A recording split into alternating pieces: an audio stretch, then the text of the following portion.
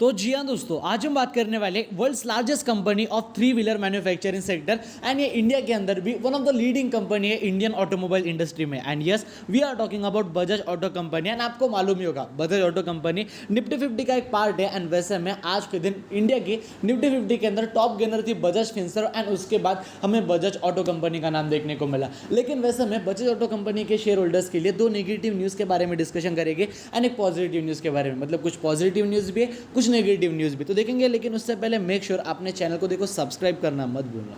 सो अभी अगर आप देखते हो इस कंपनी के लाइक करंट मार्केट प्राइस के बारे में, जो कि रफली अराउंड 3628 रुपये के करीब। एंड देखा जाए इस कंपनी के स्टॉक प्राइस में हमें आज ही के दिन मोर देन 1.66% से भी ज़्यादा की तेज़ी देखने को मिली। इस कंपनी के स्टॉक प्राइस में यहाँ पे हमें देखो अप ट्रेंड देखने को मिला। देखो भाई ये मार्केट है, नॉर्मल से अप्स एंड डाउन्स यहाँ पे चलते रहते हैं। एंड आज के दिन ये कंपनी निफ्टी 50 के अंदर टॉप गेनर थी। सो वैसे में कुछ न्यूज़ भी तो हो गए ना, उसके पीछे सारी की सारी चीज़ों के बारे में डिस्कशन करेंगे। बस वीडियो को ना याद से देखना, अच्छे से समझना, आपके लिए काफ़ी ज़्यादा इंपॉर्टेंट रहने वाला है। सो अभी अगर आप बात करते हैं लाइक इस कंपनी के प्रीवियस एक महीनों के रिटर्न्स के बारे में, ओवरऑल इस कंपनी के स्टॉक प्राइस का परफॉर्मेंस कैसा था। So as you can see here, जो इस कंपनी की स्टॉक प्राइस है वो पिछले एक ही महीने के अंदर हमें मोर देन 2.14% से भी ज़्यादा करेक्ट होते हुए देखने को मिली। अगर आप बात करते हो 6 महीनों के रिटर्न्स के बारे में, सो यहाँ पे भी ये कंपनी कुछ भी अच्छा परफॉर्मेंस नहीं दे पाई। अगर आप बात करते हो बजाज ऑटो कंपनी के साल भर के रिटर्न्स के बारे में भी, तो यहाँ पे भी कंपनी के जो रिटर्न्स है वो 11% के अराउंड है। मैं ये नहीं कहूँगा कि ये बुरे रिटर्न्स है, देखो एक डिसेंट एकदम नॉर्मलाइज रिटर्न है।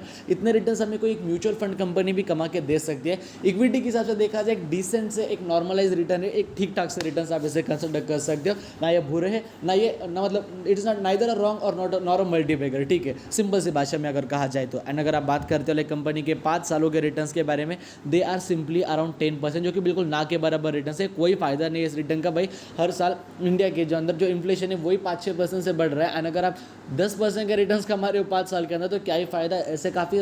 ऐसा भी कोई इंसान होगा जिसने पूरे के पूरे 5-10 लाख रुपए जो है वो अपने बस बजाज ऑटो कंपनी में इन्वेस्ट कर दिया 2016-17 के अराउंड।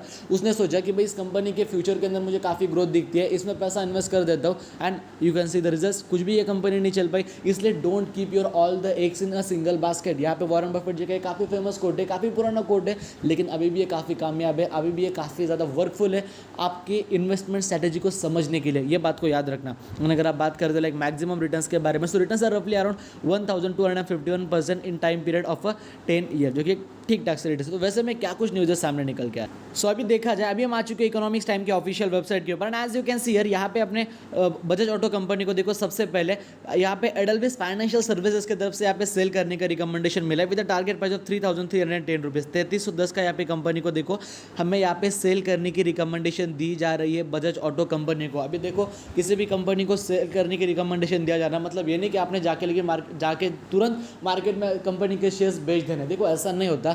आपने हमेशा दूसरों की बातों को नहीं सुनना चाहिए, लेकिन आपका भी ध्यान तो होना चाहिए ना मार्केट की तरफ। अगर आप बात करें इस कंपनी के Q2 के रिजल्ट्स के बारे में, क्या इस कंपनी का परफॉर्मेंस था? बिल्कुल कुछ खास नहीं। Q1 की बात करते कुछ भी खास परफॉर्मेंस नहीं। उससे पहले Q4 के रिजल्ट्स होके गए, वहाँ पे भी कंपनी ने कुछ नहीं करा। Q3 के कंपनी के नंबर्स होके गए, वहाँ पे भी कंपनी ने कुछ नहीं करा। अभी फिर से कंपनी के Q3 के रिजल्ट्स आने वाले, अभी वहाँ पे देखना होगा कि इस कंपनी का परफॉर्मेंस कैसा रहेगा। नवंबर मंथ के इस कंपनी के सेल्स के नंबर सामने आए थे, वहाँ पे भी कंपनी का परफॉर्मेंस कुछ खास नहीं था। एंड अभी मैं आपको यहाँ पे और एक रिपोर्ट दिखाता हूँ।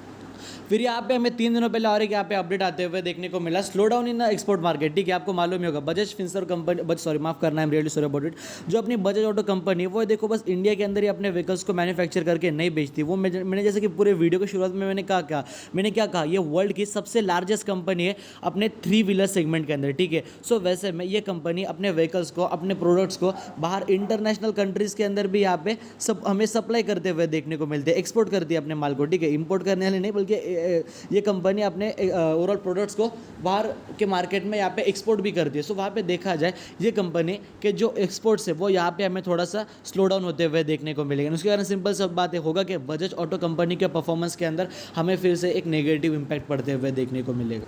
लेकिन कहीं पे ऐसे भी आर्टिकल सामने निकल के आ रहे फॉर द बजाज ऑटो, तो वो कुड बी ओवर। मतलब बजाज ऑटो कंपनी का जो आपको परफॉर्मेंस है वो तो कुछ खास देखने को मिला नहीं। कंपनी का परफॉर्मेंस काफ़ी लंबे समय से खराब चलता आ रहा था। सो वैसे में बजाज ऑटो कंपनी का जो खराब पार्ट है, जो कंपनी का खराब फाइनेंशियल परफॉर्मेंस का जो टाइम है वो भी खत्म हो जाएगा। एंड कंपनी का अच्छा वक्त अभी शुरू होने वाला है। कई ब्रोकर्स का ऐसा भी मान एंड फिर कई ब्रोकर्स इन्हें 4,000 के अराउंड टारगेट्स भी दे रहे हैं, जो कि इस कंपनी के करंट मार्केट प्राइस से रफली अराउंड 10% आपसे टारगेट है। तो देखो वैसा में मैं अगर कहूँ जिसके पास ये कंपनी है, देखो कंपनी को होल्ड करके रखना, लॉसेस में बेचने लायक तो देखो ये कंपनी है नहीं कि भाई इस कंपनी ने कुछ सालों में अच्छा परफॉर्म नहीं करा तो इसे लॉस में बेच दे, उस लायक तो ये कंपनी है नहीं। वर्ल्ड की लार्जेस्ट कंपनी है थ्री व्हीलर सेक्टर की, इंडिया के अंदर भी इस कंपनी का काफ़ी अच्छा खासा ब्रांड वैल्यू है। देखो ऐसा तो मत करना।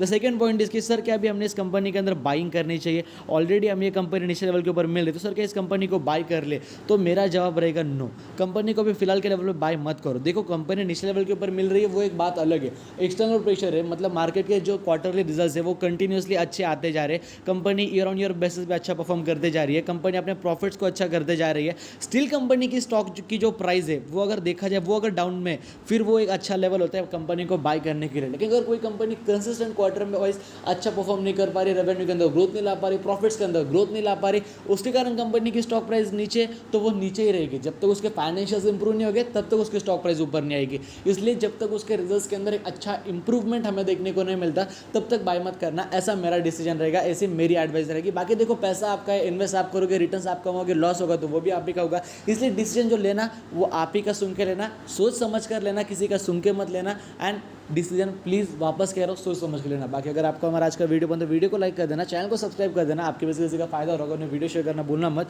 जय हिंद, धन्यवाद।